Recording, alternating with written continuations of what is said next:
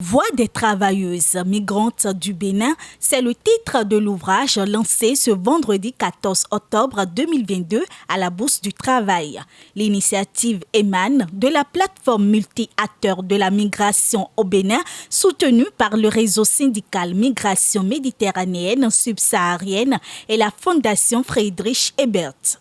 Mesdames et messieurs, distingués invités, l'activité qui nous réunit ce jour est une suite logique de la kyrielle de celles supra-énumérées. Il s'agit du lancement du livre La Voix des travailleurs migrantes du Bénin, dont le contenu vous sera sans nul doute dévoilé d'un instant à l'autre.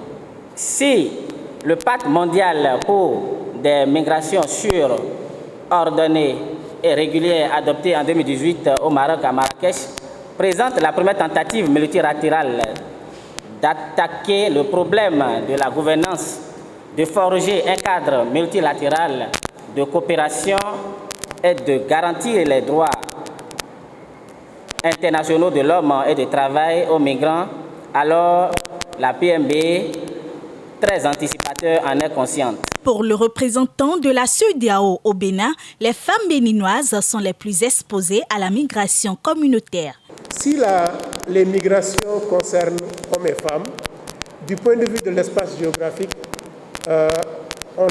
les statistiques l'ont prouvé, les femmes, et en particulier les femmes béninoises, sont plus concernées par la migration communautaire dans l'espace CEDEAO.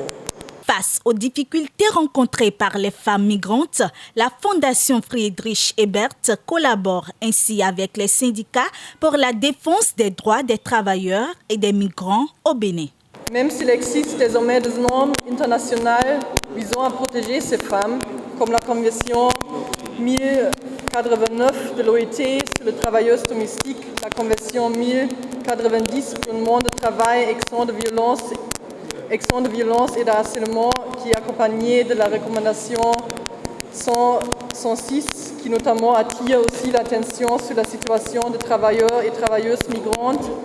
Ces droits sont régulièrement violés dans la pratique, soit parce que les femmes manquent de moyens ou elles ne connaissent pas leurs droits, soit parce que les mécanismes de contrôle, de protection et de prévention au niveau national sont souvent insuffisamment institutionnalisés, contradictoires et peu efficaces. Pour montrer ce défaut, combler les lacunes et apporter des améliorations concrètes, il faut une large alliance d'organisations syndicales et d'acteurs de la société civile afin de développer des initiatives et de plaidoyer pour œuvrer à l'adoption de cadres nationaux de protection dans tous les pays d'origine, de transition et d'accueil.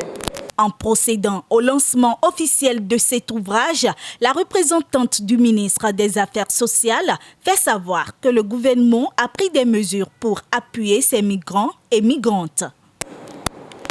Le gouvernement, à travers le ministère des Affaires sociales, a installé des structures.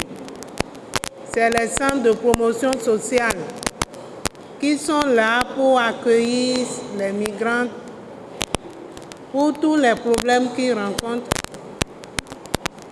Les centres sont installés dans toutes les communes. Dans les communes à statut particulier, il y en a plusieurs. Je voudrais ici rassurer les acteurs du PMB qu'ils ont tout le soutien du ministère des Affaires sociales. L'ouvrage est un recueil de témoignages d'environ 14 femmes migrantes qui retracent leur parcours, leurs désillusions, leurs regrets dans leur pays d'accueil. Grâce à ce livre, de plus amples solutions seront encore trouvées pour le respect des droits des femmes, en l'occurrence les migrantes.